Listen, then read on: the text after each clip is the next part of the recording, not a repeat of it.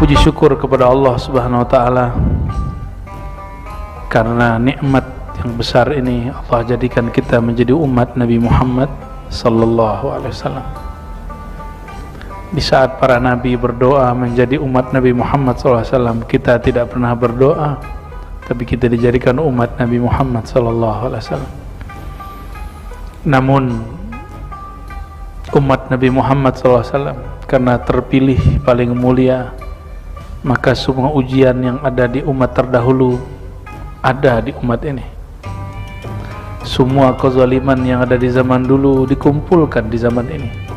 Itu sebabnya tidak ada apa-apanya perang Palestina. Nanti Dajjal akan menghancurkan semuanya. Kenapa tidak Nabi Musa, Nabi Isa yang menghancurkannya? Padahal Dajjal itu Bani Israel. Kenapa harus umat Nabi Muhammad SAW? Ketika bertemu, sudah ketemu Nabi Musa dengan Dajjal, tapi bukan Nabi Musa yang melawan Dajjal, kita yang melawan Dajjal. Ya, mungkin kejadian-kejadian belakangan ini bisa jadi adalah awal daripada itu, atau ini sudah berlangsung lama dan ini proses menuju ke sana. Mungkin yang kedua lebih tepat. Namun beritanya yang gede hari ini, sebulan yang lalu, padahal kejadiannya sudah muncul bertahun-tahunnya.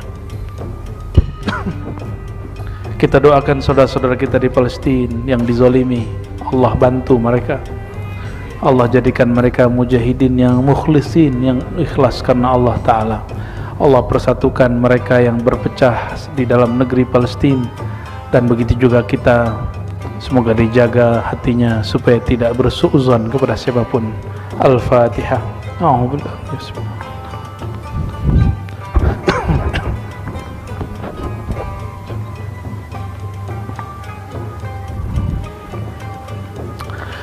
Setelah membahas tentang azan,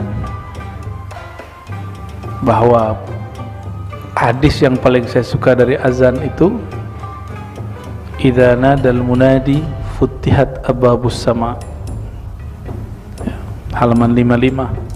Apabila orang azan maka dibuka pintu langit. Jadi dibukanya pintu langit nggak mesti di Ka'bah, nggak mesti di makbarah kuburan, tapi di mana ada muazzin, kapan azan dikumandangkan, saat itu pintu langit dibuka.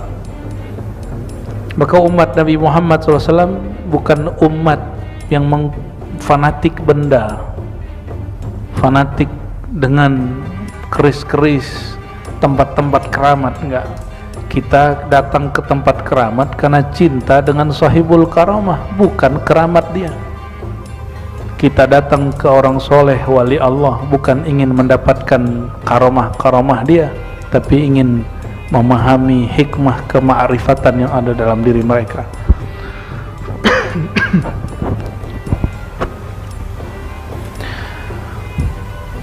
Dan sekarang kita masuk ke utamaan umat Nabi Muhammad yang terkhusus lagi setelah azan yang tidak pernah ada di umat sebelumnya, yaitu keutamaan membangun masjid. Di umat terdahulu ada kayak orang Yahudi itu sinagog. Sinagog itu pemisahan laki perempuannya lumayan ketat. Tapi mereka menjadikan sinagog itu asalnya adalah kuburan Nabi, lalu dijadikan tempat ibadah. Maka Nabi SAW, ya, sinagog yang terjadi yang ada di tanah suci Palestina, salah satunya adalah tempat sinagog mereka yang disebut kuburan Nabi Daud. Itu kuburan dijadiin tempat sholat mereka. Maka Nabi SAW mengatakan, la'anallahu al-yahud ittakhadhu qubur anbiya'ihim masajidah. Terlaknatlah Yahudi karena mereka menjadikan kuburan para nabi sebagai tempat sujud.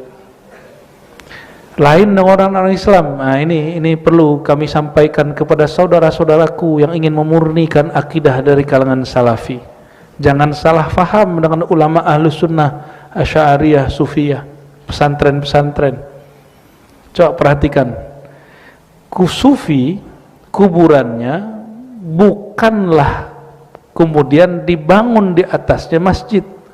Yang ada syekh-syekh dari dahulu, dia bangun surau, dia bangun masjid, dia bangun langgar, dia wafat, dia dikubur di belakang mihrab. Paham? Bukan seperti yang dituduhkan oleh mereka bahwa kita menyembah kubur, bahwa sholat di masjid yang ada kubur nggak boleh. Nggak begitu. Yang nggak boleh itu menjadikan kuburan sebagai masjid. Syekh Albani dia punya kitab judulnya Tahdzirus Sajid, ya, melarang orang sujud di mana, di tempat yang ada kuburannya. Masa Syekh Albani, imamnya orang Salafi, saudara kita, dia memfatwakan keluarkan kuburan Nabi dari Masjid Nabawi. Dia 3 tahun ngajar di Madinah, makanya dia cuma sekali aja datang informasi dari murid-murid Syekh Yasin, ya, Syekh Said Mamduh misalnya, nulis di disertasinya. Jadi disertasi ini kabar, dia tulis di bagian footnote. Nggak tahu yang revisi apakah dia taruh di bagian body note. Syekh Albani, semoga Allah mengampuni, fatwanya ini berbahaya sekali. Apa kata dia? Keluarkan kubur Nabi dari Masjid Nabawi. Soal adab nggak? Saya mau tanya sama antum, lebih mulia Masjid Nabawi atau kubur Nabi sallallahu alaihi wasallam? Kalau nggak ada Nabi, ada nggak masjid itu? Kalau Nabi nggak ngangkat tangan, ya Allah, seperti engkau muliakan Mekah dengan doa Nabi Ibrahim kakekku, maka tolong muliakan tanah ini, masjid ini. Kira-kira lebih mulia mana doa Nabi Muhammad SAW atau Nabi Ibrahim? Oh Ustadz, fadilahnya beda. Kalau di Mekah 100.000, kalau di Madinah 1.000. Itu secara hitungan syariat. Di hitungan hakikat lain, sholat di Madinah lebih utama. Secara ilmu hakikat itu isinya cinta. Antum pergi haji terus langsung pulang, itu suul adab, ya. Teman-teman saya banyak kemarin yang berhaji mau langsung pulang, kita kasih pertanyaan, yang ngajarin kamu untuk haji itu siapa? Setan, malaikat, apa Rasulullah? Ya, benar Rasul. Apa kata Rasulullah SAW? Khudhu anni manasikakum, ambil manasikmu dariku.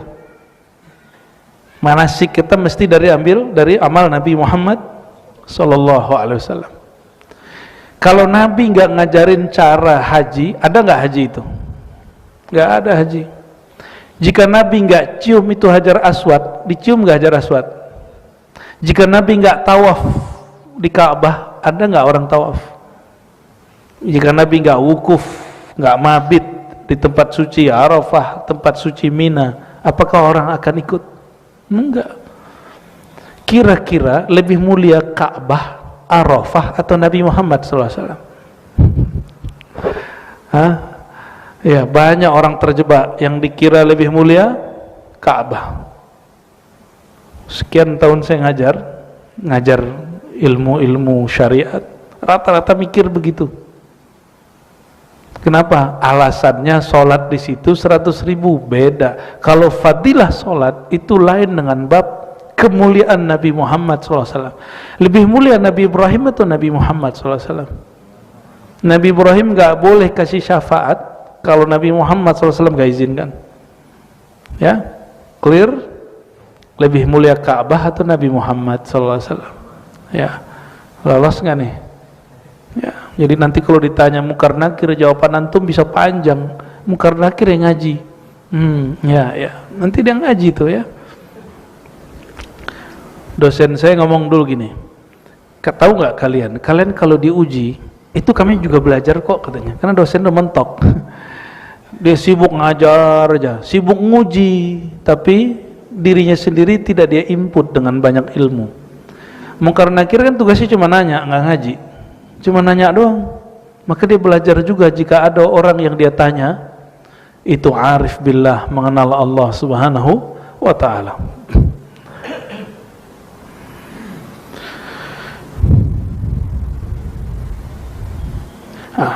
Kemuliaan umat Nabi Muhammad SAW, mereka tidak ada yang bangun masjid di atas kuburan. Yang ada pendiri masjidnya, guru, ulama, wali yang mengajar dulu di masjid itu meninggal, lalu dia dikubur di belakangnya.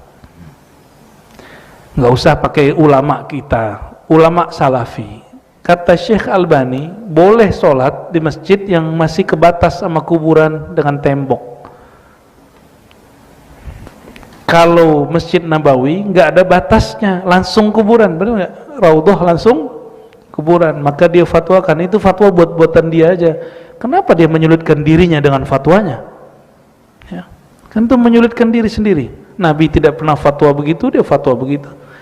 Yang dilarang itu nyembah kubur. Sholat dekat kuburan boleh nggak? Antum kalau dekat kuburan imannya rusak nggak? Apa masalahnya sholat dekat kuburan? Antum nyembah kuburan? Kalau saya sholat gak ada kuburan, saya sholat ada kuburan, imannya jadi naik turun gak? Jadi kalau iman itu benar tasdik di dalam kolbu, mau orang di depan ada 1000 kuburan gak ngaruh. Terus apa yang ditakutkan di masjid yang ada kuburan?